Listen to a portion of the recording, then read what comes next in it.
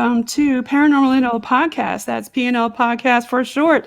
I'm your host and founder, Jen Noseworthy. This is a pre-recorded show broadcasting on UPRN, United Public Radio Network, 107.7 FM New Orleans, and USA, 105.3 Gulf Coast, USA. Listen in to Paranormal NL Podcast on UPRN on Tuesdays at 5 p.m. EST, and follow UPRN on uprntalkradio.com and all their socials. Paranormal NL Podcast believes in promoting paranormal networking and paranormal tourism all over the world. Paranormal NL Podcast is sponsored by the BOG team, a boots-on-ground paranormal investigation team in Newfoundland, Labrador, Canada. Contact me, your host, Jen, at paranormal.nl. podcast@gmail.com and follow PNL Podcast on Linktree at Paranormal NL Podcast. In this UPRN 107.7 FM pre-recorded PNL segment, we will be talking with the sponsors of the BOG team. That's right, they're a boots-on-the-ground team doing local historical paranormal investigations in East Coast Avalon, Newfoundland, and Labrador. And I'll bring on the stage shortly and introduce Mr. Taylor Hann. Dan Earl might join us later. Robert Dumont, Jessica Williams-Newhook, Jonathan Noseworthy, and myself, JV Noseworthy. The BOG team will also be doing an evidence reveal with the Torbay History House Museum curator and manager Noah Morritt. Now let's bring them all on the stage. We got Taylor. Hey, everybody. We got Robert Dumont. We got Jessica. We got Jonathan. And we got Noah. Welcome, everybody. Thank you for having us. Thanks, Jen. Thank you for having me. Thank you for having everybody. So what I'd like to do first is introduce our sponsors, the PNL Podcast BOG team. If you want to give a little bit of shout out there, let's start with our first person, Taylor, because you were on season 1. You were one of our first Alumni-Network members from the podcast. Taylor, do you want to introduce yourself? Hello, everybody. My name is Taylor Hann. I am a medium in the group. I've been doing paranormal since I was a little kid. And I also have a YouTube channel that I post paranormal videos there. Thanks so much, Taylor. And you can follow Taylor. He was on season 1 in Paranormal NL Podcast. That's for you UPRN folks who don't know much about PNL Podcast. We've already got 2 seasons on the go. Let's start with the next member, Robert Dumont. He was on season 1 also. Yep. Pleasure to be here, guys. My name is Robert Dumont. I'm a actor, film producer. I'm in the entertainment industry in many facets. You can look me up online, just Google my name. I'm also a paranormal investigator. I actually got my start in the entertainment industry doing paranormal investigations for a TV series. And I'm happy to be back at it, even though I had an experience that made me not want to do it anymore. I'm happily back at it. Yes, you definitely got to check out Rob's episode and his Devil's Toy Box and find out why he mentioned that. Jessica, do you want to go next? Sure. My name is Jessica Williams-Newhook. I've been surrounded by spirit pretty much all my life, similar to Taylor there. And recently finished my religious studies thesis on the religion of tarot. I'm a tarot reader, tea leaf reader, and medium. So I do sense spirit, I feel spirit, and notably, generally, ailments that spirit may have, and as well as I'll get snippets of names. Having a full conversation is a little more challenging for me, but they'll often give me different little scents or feelings or tugs or pushing or so that's kind of my role. We're really honored to have 2 mediums on the team and also somebody from the film industry. Jonathan, do you want to introduce yourself? Sure. Hi, everyone. My name is Jonathan Noseworthy, and I'm team support for the BOG team and Ghost Spade. Everybody loves a good ghost bait. Noah, do you want to introduce the Torbay History House and Museum and tell us your part of the Torbay History House and Museum and about you and your work? Sure. My name's Noah Morritt. I'm the curator at Torbay History House and Museum. I'm a folklorist and cultural historian by profession, and my doctoral dissertation was on the history of UFO sightings in Atlantic Canada in the 1960s. So I have paranormal connections prior to coming to work here at the museum, but I'm responsible for a historical collection of about 3,000 artifacts, and we are located in the former Roman Catholic Presbytery here in Torbay. And the historic house in which our museum is located was constructed circa 1918. So it's a century-old building, newly restored in 2017. And the good folks here from the BOG team, we've had some experiences in the house going back right from the beginning of setting up the museum there in late 2021 right through to today, and staff have consistently had experiences in the building. And later we came to learn too that former employees of the Roman Catholic Presbytery there serving when the church owned it also too had experiences. So there's a long history of activity in the building. And as the residence for priests, a lot of people came and went, including live-in housekeepers, staff who helped out maintaining the property and the grounds of the building, as well as the priests themselves who came and went from the community as they served the parish. So there's this really long history of people coming and going. And because it was, of course, the residence of the priests, it wasn't a place that a lot of residents ever went inside. So there's always kind of been this air of mystery that has surrounded the property and the building itself. And since it's become a museum in 2021, the public now have access, and people are legitimately curious about the building and the restoration that the town did as part of the process of turning it into a museum.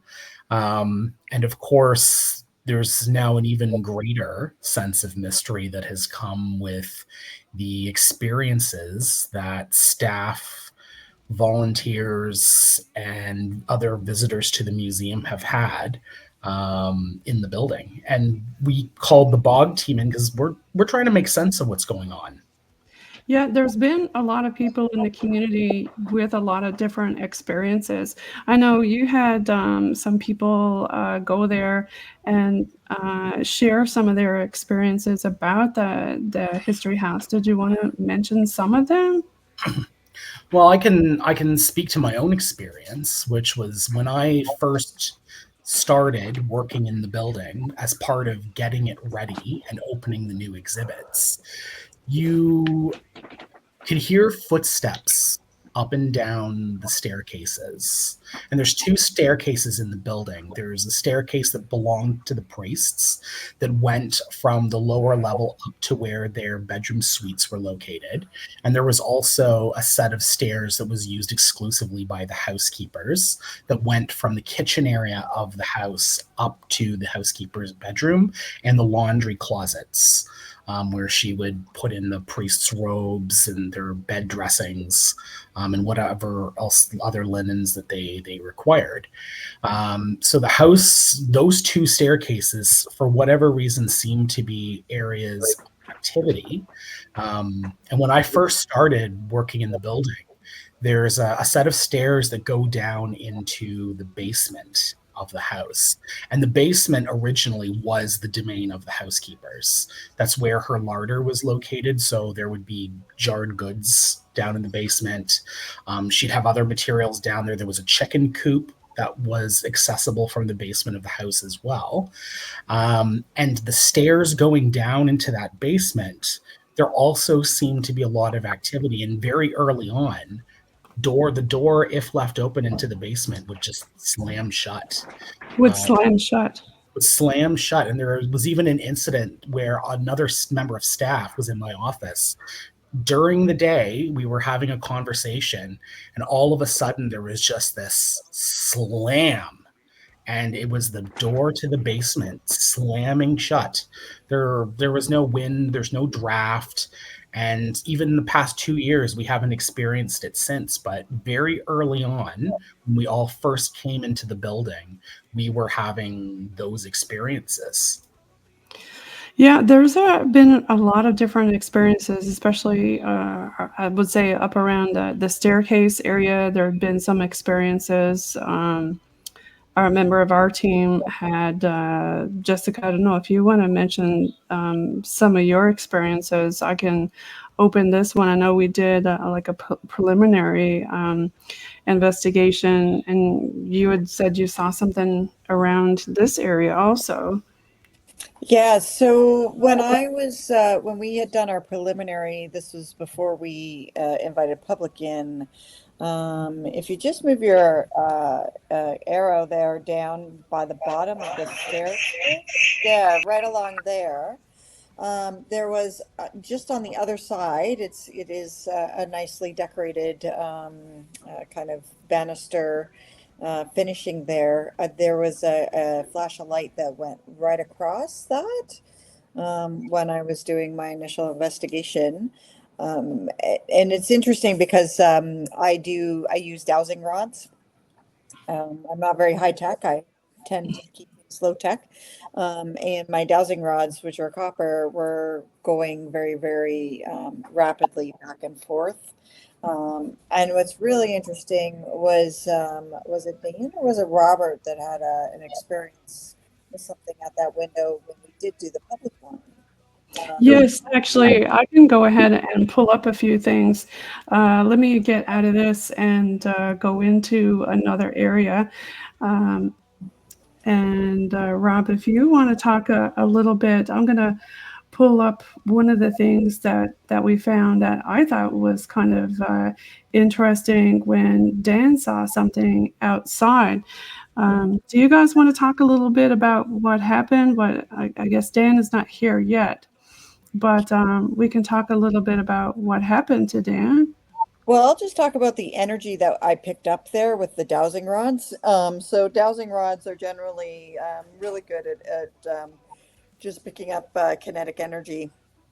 And when I was standing at the one spot in the stairs, so there's 3 landings in total. So you go up one set of stairs to the first landing, then you go along the window up to a second landing, and then that's where I am right there.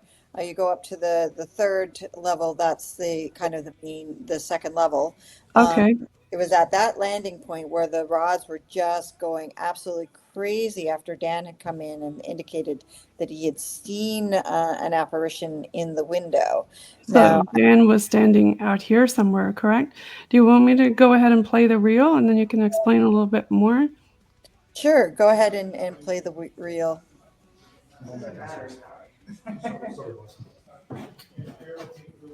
So you can see there the rods. They're just. Do you want to stay down here for the next round?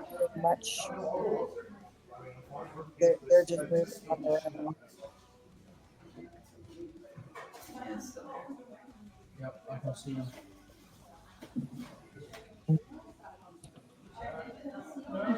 There you go. Your rods are moving a lot there. Yeah, picking up that energy, and that they had done that the first night when we had done our investigation as well. Right at Now, Taylor, you said you could see him. But this is where I saw the link that we had the investigation. Now, you do hear a lot of people talking there in that investigation. Rob, do you want to talk a little bit about the public ghost hunt? That was during the break between part 1 and 2. We had 2 different teams. Do you want to talk a little bit about that, Rob? Sure, yeah. We brought in a bunch of people from the public and allowed them to have their own experience ghost hunting. And in doing so, we actually ended up catching a bunch of evidence that they were all witness to. Yeah, we gave a little bit of a debrief to them. I know this starts off kind of sideways. I don't think I can flip it for now, but I'll go ahead and play it because I think it flips during. But this is some of the evidence revealed where, Jessica, you're talking a little bit about, and this is just a little video of some of the public who were there. I think this is after the first group were there. Bridget didn't come to us for the second round. She was only with the first round, but Edwin came with us. We asked. I think I'll probably stop that for now. Some questions about music and where he was again. Because we are sideways. So, yeah, we did have a lot of different EVPs that came up, and actually a lot of orbs. And I mean, a lot of orbs. Do you want to talk about the EVPs first or the orbs?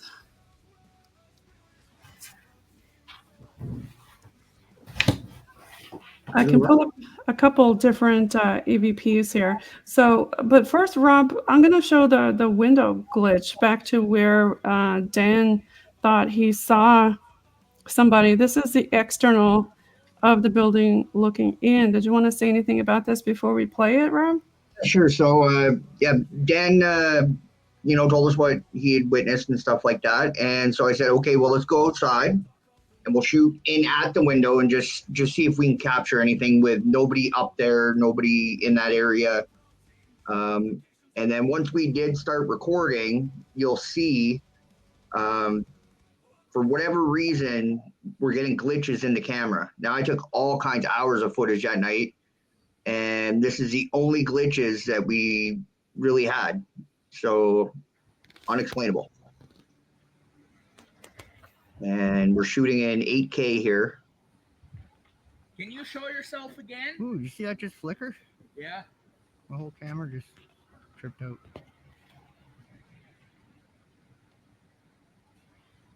The priest. Can you show yourself again?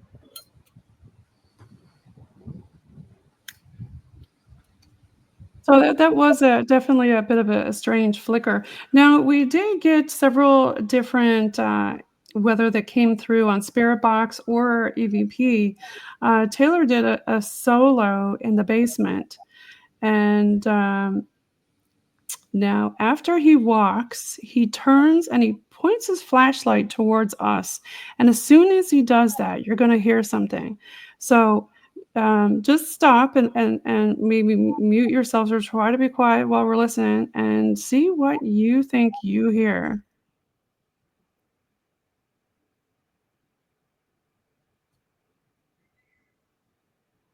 Right there, right before that. I'll replay it again. Jennifer, I didn't hear any sound. Right there. We're not getting sound on our end, though. Well, he's just walking around and you won't hear any sound. There is no sound. You only hear one very quiet, he's there. So when Taylor starts to walk towards you, I'll boost it all the way up, but there is no sound. Taylor's not saying anything. He's just on a solo, walking around in the basement. He's quiet. He doesn't say anything. And I'll tell you when. Right. It was right before then. So it says he's there. So I'll try another one. I know that the trail cams are great for orbs and also EVPs. We found a lot of different things. This one here is another one. Now we have a toss-up of what this one is saying. Taylor's, again, on his solo, he asks, who are you, I think, or where are you from? And it's a toss-up between a couple different things. We'll play it and see what you think.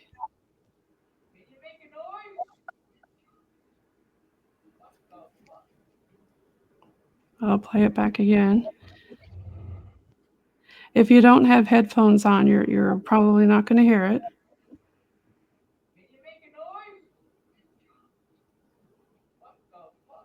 So, Rob, what is it you think he's saying after because he does respond, he says, what the F? So he heard it audibly. Yeah. I'm just going back to my notes. Just one sec. So Taylor's trying to get back in. He's in the green room. Oh, okay. Yeah, I was over in. There we go. Sorry I was about over in that. Dropbox. My phone died, so I had to join on my computer. It's okay. So Rob has a theory of what this one is saying, and so do I. What's your theory, Rob?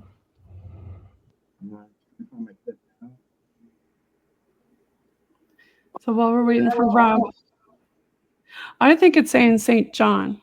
There is a picture, Noah, downstairs over by the stained glass windows. And there is a sister. She's called Sister St. John. And first we thought it said St. John's, like the city of St. John's, which didn't make any sense because you're in Torbay. There is a sister called Sister St. John, which I thought was very interesting because all the other sisters also showed up. And we found their graves across over in right across the street from you, Noah. Maybe you can mention a little bit about the Presentation Sisters because they do kind of tie into the History House. For context, the house the museum's located is built in 1918, but across the road directly from us, there was a convent that was constructed in 1888, St. Michael's Convent, in which the Presentation Sisters, which is an Irish order, and primarily their responsibility to the community was for education. And attached to the convent, there was a school, and there were several sisters over the course of the history of that building lived there. And it was active from 1888 until it was torn down in the late 1980s. And so today, there are a few graves of the sisters that are located on that property, as well as a prayer circle that was constructed in commemoration of their service in the community. And as I said, it's directly across the road from us, directly across our parking lot. And in the parking lot itself, there was a wood church, a large wood church that was constructed in 1919. So the convent was one of several buildings that made up Holy Trinity Parish, of which today the priest's house, the building that is now the museum, is the only standing structure of the historic parish. All of the other buildings have been demolished. So the name that the theory I thought was this one, and I've got it zoomed in. There it is there, Sister St. John of God Wayland, which is very strange because she's the only one that has a saint in front of her name. Everybody else is sister with their, mother and then their names. And all the other people or the EVPs that we got either on Spirit Box or other are here. And their graves are actually across the street from y'all. Agnes is here. Agnes Kelly. That kind of stuff I thought was very interesting. What do y'all think about that stuff? That is interesting. I did figure out, I got a clip that I made while doing the review of the DVP. I slowed it down, and I found when I slowed it down, it sounded much different. So I'll play that clip for you. It's just a 2-second clip. Hopefully you guys can hear it. Okay, so I'll just play it first. Play it again. So what I heard is its job, referring to its job. It could be. But I'll play it one more time just so you guys can hear.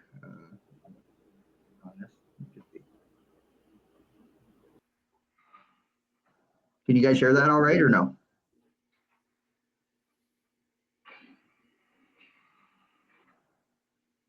But that's slowed down to half speed, and I heard its job. So whether it's St. John or its job, it's really tough to say, but that's what I determined it was saying.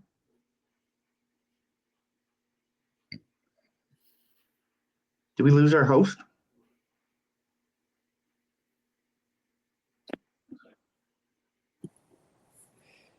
We might have lost our host. Seems that way. Uh-oh, it's big radio. Well, I find whenever you're working with paranormal stuff, things always go wrong. Whether it's your batteries are draining, whether it's, technical problems. So this is par for the course. Definitely. For sure. Well, the day after you folks did the public ghost hunt in the building, in one of the staircases, we lost one of our fire alarm sensors. Wow. Oh, really? It was the servant staircase. Gee whiz. Yeah, that servant staircase is pretty active as well. I know that, Noah, you had a school group come by and actually... Yeah, I probably maybe a week or two before we did the public ghost hunt in the building, we had a field trip at the museum, and we had a group of kindergarten students who were there with us, and we were getting them ready to take them back to school. And I was standing in the center of the first floor foyer, and we were trying to get their jackets on. And two little ones got past me, walking toward the kitchen and the servant staircase. And when I turned my head to get them to come back to put their jackets on, they were standing, staring at the staircase, waving, and then audibly said hello. And so as they were coming back past me to get their jackets on, I just said to who are you talking to? And they just said, we were saying hello to the lady. I love that story, Noah. And that was the lady that was the other area that I was doing the investigation on our preliminary one, and had a lot of activity in relation to a Rebecca, was what I was picking up there, who had worked and been up and down those staircases many, many times. Felt very comfortable being on those back staircases. So, There were a lot of names that showed up, right, guys? Yeah. Yeah, they did. And one of the, I guess, historically interesting things about some of this evidence, particularly as it relates to the servant staircase, is that the building is known as the priest's house in Torbay. So its historical association has always been with the parish priests who lived there. But in reality, right from the time it was constructed in 1918, right through to the latter part of the 20th century, there were live-in housekeepers. And they are part of the history of that building. And it's interesting. And in some ways, it's nice for us from an interpretive perspective for the museum that their stories get to be part of the larger story of this place, rather than something that just kind of disappears into those kind of quiet servant areas of the building that don't get a lot of attention because they're not the beautiful formal dining room or the sitting room of the priests. But through those stories of the housekeepers who lived there, there's a whole other dimension of the history of this building, which itself relates to the social history of the community that gets to be told, which I think is very interesting and very important. Oh, very important, definitely. It seemed like a lot of people who were there heard or experienced somebody talking or breathing. I know this is Taylor during his solo. He said he heard a breathing. So, Rob, when you were setting up one of the cameras, we lost her again. We lost her again. Do you remember setting up one of the cameras and having an experience down there, Rob? Yep, I do actually. And let me just pull it up. Rob. Yep. Oh, you got the thermal? Yeah, okay. So, yeah. Technical difficulties. Sorry about that, guys. Yeah, so even, I'm going to pull up a few different things here that people found. So yeah, while I was setting up the camera, I was moving it around, and you'll hear EVP pretty damn clear say it's here. Yes, yeah. I will go back to that one.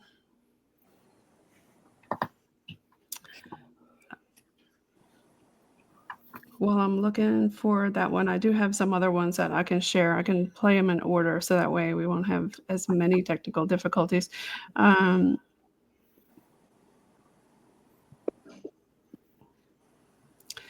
Okay, so that was Taylor's solo. We saw that. We thought maybe it either said St. John's, or Rob thought it said something else. Then there was another solo that said, we're here. He said, I heard breathing. There was another one. We found your Agnes that came through because Dan was outside over in the graveyard and found her.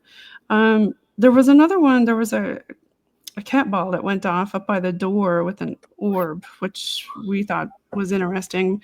I don't know if anybody wants to talk about that. You can see the orbs floating around up here. They were following this water line here a lot.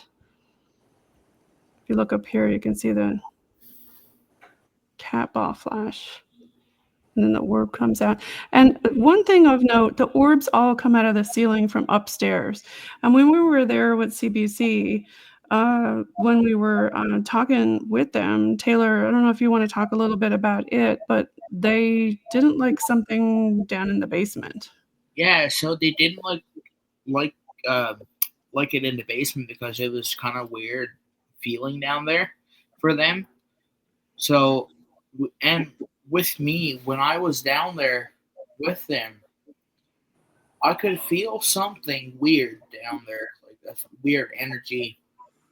And when we went in the back there where they had all the chickens, I seen a black shadow with horns. Well, this was a shot of when we were in the room near the place where the chicken coop was, next to the door that is nailed shut.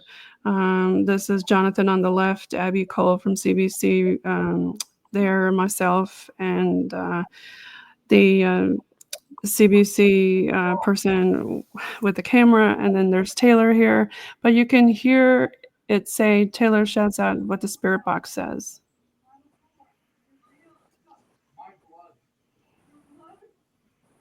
Do you remember that, Taylor? It says, my blood. Yeah. Thought that was strange.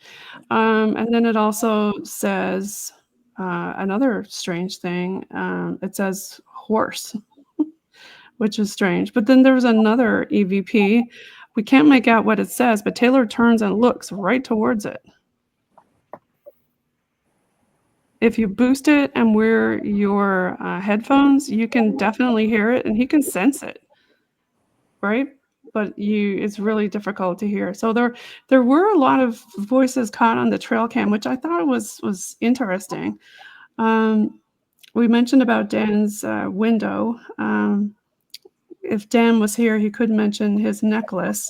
But I have another part here about the crawl space.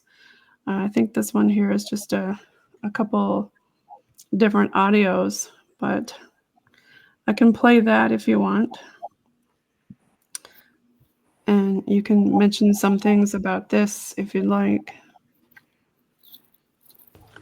You're hauling a big camera. I am hauling a big camera. I'm wondering if you want to sit on one of those foam things or something. Would that be more comfortable for you? I'm all good You here. good? Yeah. Okay. So this is Rob talking to the reporter. That'd be cool. Like something shot down right here. It was probably an orb. Probably an orb, yeah. Oh, an orb. So you saw an orb. Basically just like a manifestation of energy.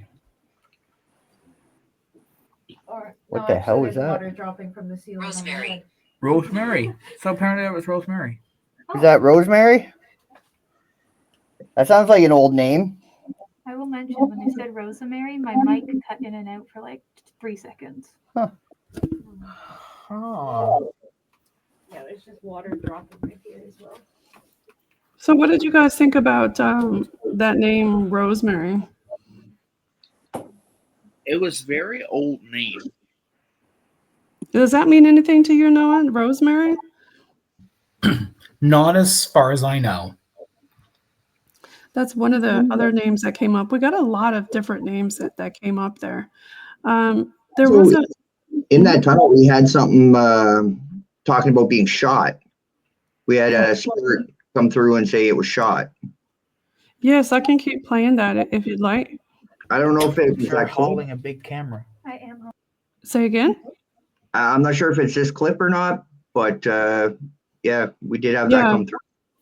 Yeah, I don't know if you want to go through the whole clip or not, just to find that one. But there was another one where they said they needed closure, or they wanted closure.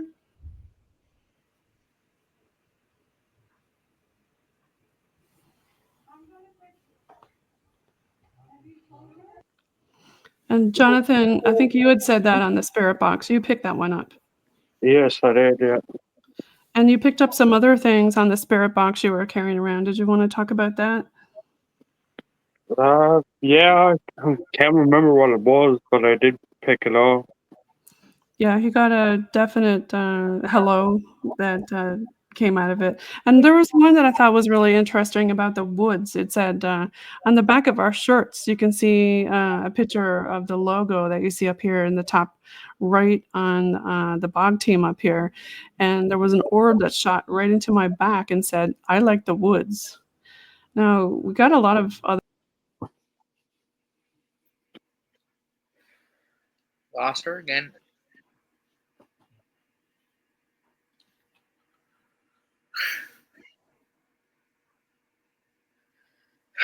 Yep. So there was a lot of different evidence that came through.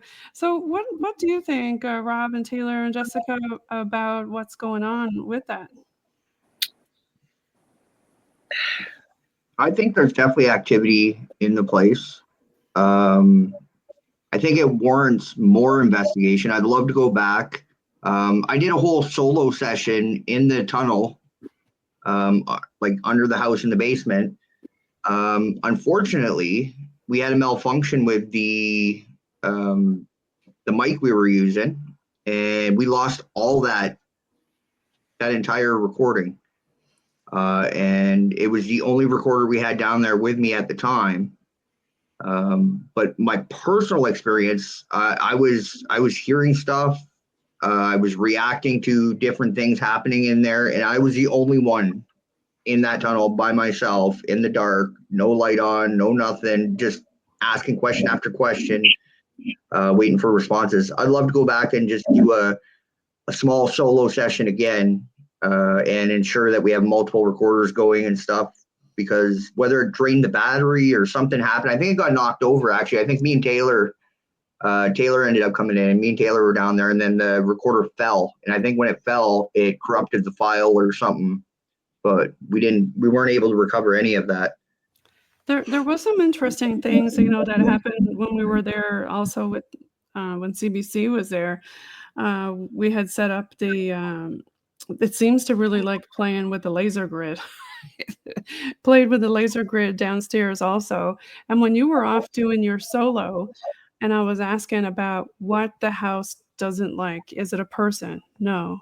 Excuse me, other way around. Is it a thing? No. Is it a person? Yes. And it kept pointing over to where you were while you were doing your solo. And I asked her, "Are you okay?" And then it kept pointing over to where you were. And it even said, I'm over here. It pointed. It said, "I'm over here," because we had Taylor under Estes, and said, "Taylor, do you remember any of the things when you were under Estes? I remember when you got up and you were scared at one point." Do you want to talk a little bit about that? Well, when I got up and I was shitbaked because I felt something touch me, and then out of nowhere I heard a scream coming from spirit box, and it said, "Get out." Yeah, we started doing some prayers downstairs because I said, do we need to do some more prayers or something? Because, all the orbs were coming from upstairs. I didn't want to really hang out downstairs. But when we started doing that, it said, "The devil is real." And then it said, "Be careful." And then it threw my stick on the floor and broke the top of it off, which was a dragon head, which I thought was really weird. And then while all of the rest of the team were in, I kind of did my own solo out there again, and I heard something growl through the spirit box at me really loud. It was weird. And of course I didn't have the spirit box on record. And you know, like Rob said, don't you love it when things really happen and then you lose evidence and you can't get it. It is hard to, you know, with equipment, unfortunately, to record and capture all this stuff, right? Because you got all these different battery drains that were happening also with different equipment. And she's gone again. Yeah, it is true. It's quite common for battery drain and stuff like that to happen while you're investigating a place that actually has, you know, spirits and stuff active. And I think they can drain the batteries to increase their ability to communicate with us. Because our laser grid went. It did. It was playing with the laser grid. Okay, you might want to explain a couple, Jessica, things that we did there. It wasn't just one investigation. Do you want to explain like how many different investigations that the BOG team did? We did, we did one initial investigation. That was probably our longest one. Then we also did a public one where we invited the public to come in and investigate. Then we did one with the CBC. Then there's been some discussions, and of course Noah and volunteers and other members of the community have had other experiences there. So there's been a number of different events that have occurred there. Now, part of the thing is that house is surrounded. There are graveyards on either side. I know that when we did our initial investigation, that we ended up getting some visitors from the graveyard as well, that weren't necessarily attached to the house, but just were free wandering spirits and were drawn in by the light that we were providing. As with dealing with spirit, they are attracted to light. So we did have spirits coming in, kind of investigating us as we were investigating them. So that was pretty interesting having that happen. Then there's always the potential of people taking spirit home with them. Now we did do some protection to the house and to everybody that came forward to make sure that spirit didn't necessarily follow them home, because I do know that one of our team members on the initial one did have that experience. So we just want to make sure that, you know, spirit doesn't necessarily follow people home, because that can be also disconcerting and uncomfortable. Right. Yeah, it can be. I know during the first one, we had met a lot of different spirits on that first one for sure. And they were just as curious, like you said, as we were. But they were playing with a lot of our equipment then. Taylor, do you want to talk a little bit about, I had both you and Jessica under SDs. Do you want to talk a little bit about that experience and the first investigation?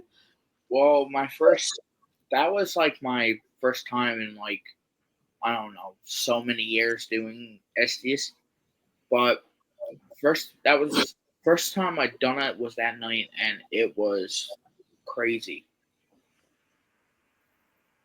How about you, Jessica? Your experience with the SDs there? Did you want to say anything about that? I mean, I rely less on electronics, so I don't necessarily use Spirit Box, and I don't use a lot of the other toys that everybody uses, primarily because batteries die on me very quickly when I do this type of work. So for me, I find it ineffective because I normally don't tend to capture things. So I let you guys capture the stuff, and I just do my thing. But there was a lot of names coming forward. There's still names that we don't necessarily have matched up, but also there were spirits that came forward and just provided descriptions of, you know, so I got a kind of a glimpse of what they looked like without a name attached to it, you know, which came later. I know that there were a lot of different descriptive individuals that I saw from all sorts of different time periods. So it's definitely not an exact science. It would be so much easier if it was. We did get one other interesting EVP, Jessica, that came through. And Noah, this was during one of the public tours during the Halloween festival that we had, the Paranormal Festival. I think, Taylor, this was group 1. I'll go ahead and play it. What's your name? If there's any spirits here, you come touch this K2 meter.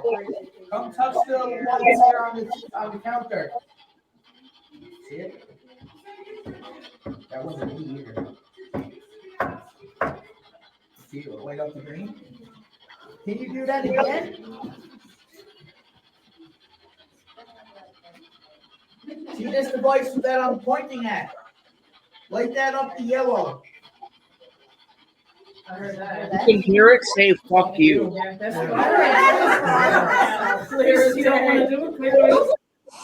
So there was a lot of activity. We were doing a session on the first floor and second floor, but like, Taylor, do you want to explain again what happened?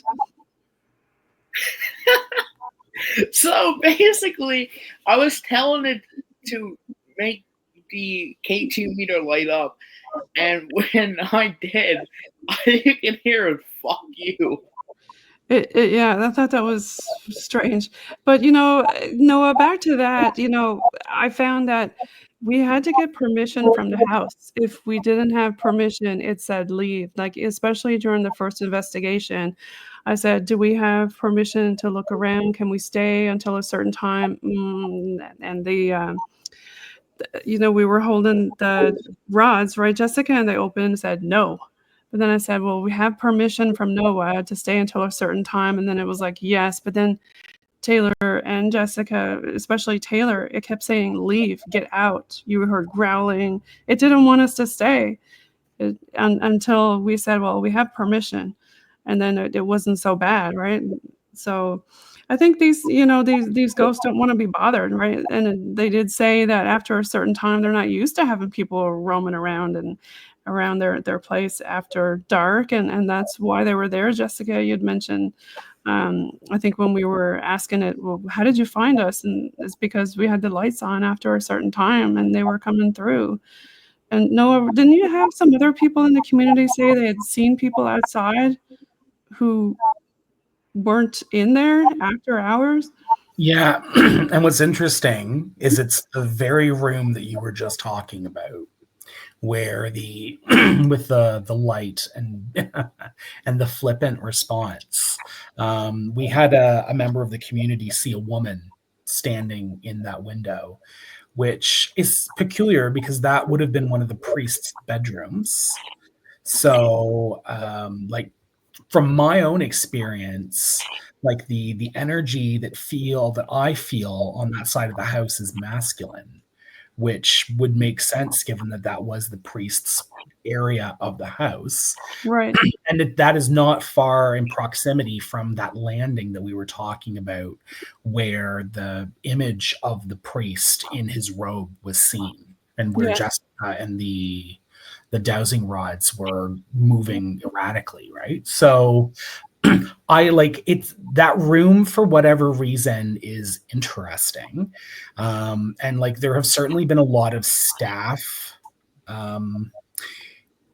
encounters of hearing footsteps upstairs, walking around. And it's interesting too, because like for us, the museum, it's almost always male staff who have experiences.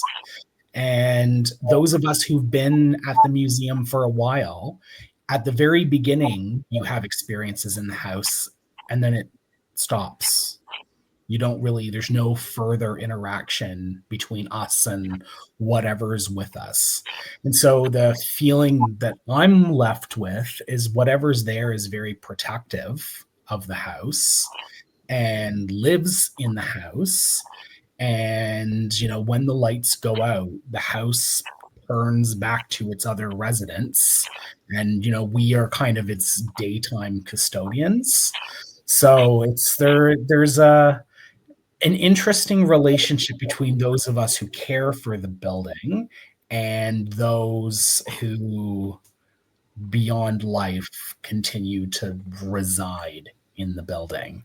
And unsurprisingly, it's often men who are coming into the building to do alterations or work in the building, whether maintenance, construction, cleaning, who at the beginning of that work will have experiences.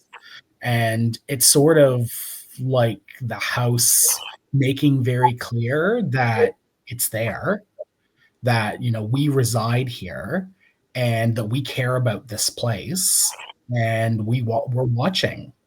And the housekeepers are there too, right? And the housekeepers are there too. So it seems like there are resident spirits who have an investment in the house. They're attached to the house, not just simply by virtue of being there, but because there's a role that they play or played in the history of the house, and I guess continue to play a role in a different way. Well, in backing up that what you just said, I'm going to play another clip. This is a trail cam, and this is from when we had the public, I guess you call it ghost hunt for us, but it was actually a tour of the facility, and this is upstairs on the second floor. I'm not sure if it's group 1 or 2, but a gentleman who works in your house, who I won't say his name, but he's over here in the left towards that door. This is the door that you were talking about, and this is the staircase and the banner. There was an awful lot of orbs. I want you to pay attention to an orb that flies across the room from the right to the left, hovers in front of Mr. D's face, and then goes straight up into the ceiling, but also watch in the background of how many other orbs are flying around. Oh, I see it.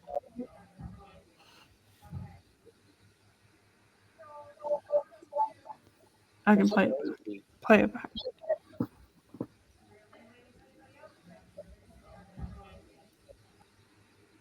Pretty cool, hey? Yeah, there wasn't an astronomical amount of orbs.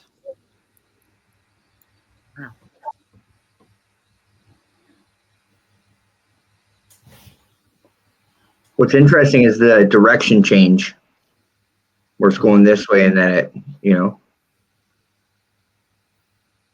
it curves. Yeah, I've got a lot of other different ones that I can show you.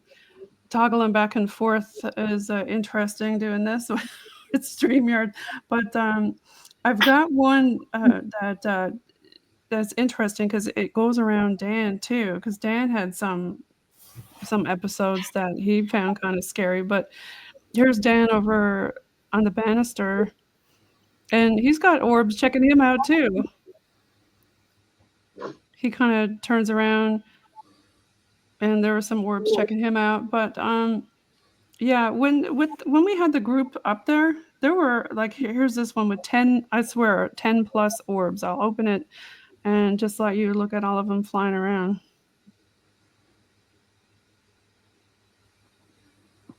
Do you see them all? And now I can attest to this place has no dust. There were no windows open. There were no bugs. Jen, we don't see nothing. Oh, sorry. I will pull it up. Click present. The joys of the internet. Here we go. Okay, let's play it again.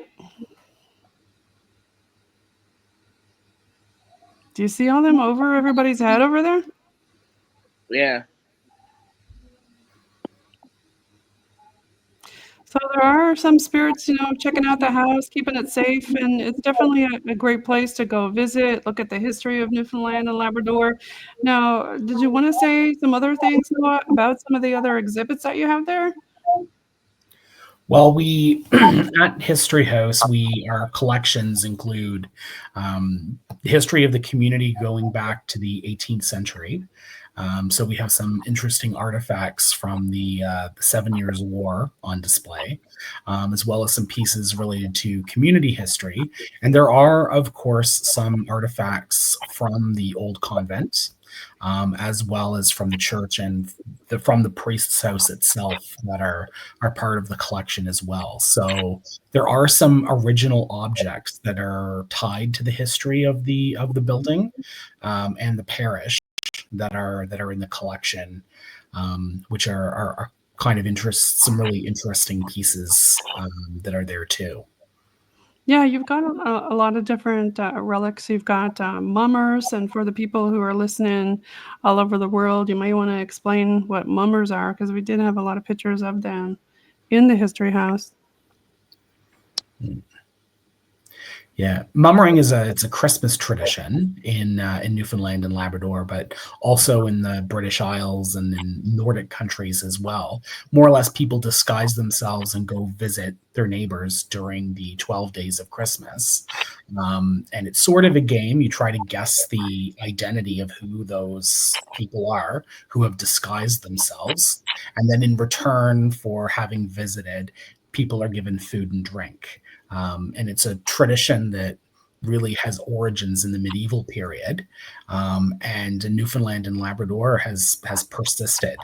And there's a really strong tradition of mummering in Torbay, which had both Irish and English origins. In fact, there's some of the very earliest Irish emigration across the ocean happened here in Newfoundland and Labrador. So there was an Irish presence in Torbay as early as the latter part of the 18th century. And in fact, the south part of Torbay, where the priest's house is located, is an area that was settled by Irish settlers. So there's really important historical and cultural connections that are there too. And they're part of the artifact collection really speaks to the material history of some of those traditions and their importance to this community, as well as communities all across Newfoundland and Labrador. And check out their link down on the bottom there, so you can visit them at the History House. It's www.historyhouse.ca. And I wanted to thank you so much for being on the show today, Noah, Taylor, Jessica, Rob, and John. And shout out to Dan Earl. He's also part of the team. And I also want to give a shout out again to UPRN. You're listening in on 107.7 FM in New Orleans and 105.3 on the Gulf Coast, USA. Follow UPRN and all their networks. Rob, give a shout out to where people can follow you. IMDb, easiest way is just Google me. Type in Robert Dumond in Google and it'll pull up all my stuff. Jessica, you want to give a shout out to you and Larken Point and where people can follow you? You can follow me on Facebook at Larken Point, or you can, if you're interested in learning more about me, you can email me at larkenpoint@gmail.com. Noah, do you want to give a shout out again to where people can follow your work and Torbay History House? Yeah, we're available through our website, www.historyhouse.ca. And we also have a Facebook group as well that's available through the Town of Torbay's main site. You'll find all sorts of information about events we have at the museum, as well as our visiting hours. We're a 12-month museum, meaning we're open all year long. And we have visiting hours right through Monday through Saturday. So if you're visiting Newfoundland and Labrador and Torbay, come visit. Okay. Taylor, do you want to give a shout out with your work and where people can follow you in 30 seconds or less? Yeah, you can follow me on Facebook at Taylorhannvlogs or Taylor Hann, and you can follow me on YouTube at Taylorhannvlogs/Ghost Hunter. Jonathan, do you want to give a shout out to your Canine Dog Daycare and where people can follow you with the BOG team? Yeah, you can follow the Canine Dog Daycare on Facebook. Canine Dog Daycare, that's it. And you can also follow the BOG team, and you can find them on the link tree with the Paranormal NL podcast. And you can also follow them on Facebook and a lot of some other socials that you'll find them. Now, Rob, I want to give you the opportunity for a shout out of your merch. You can also find Robert Dumond's Paranormal NL Podcast and the BOG team merch also on TeePublic. He created all those and also the music, which I am going to finish off with. Thank you, everybody, for being on. We really appreciate having you on the show today. Thank you so much. Thanks for having me.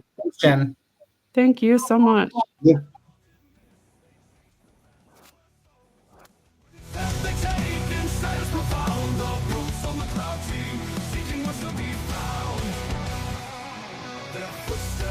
Resound in the halls of the past.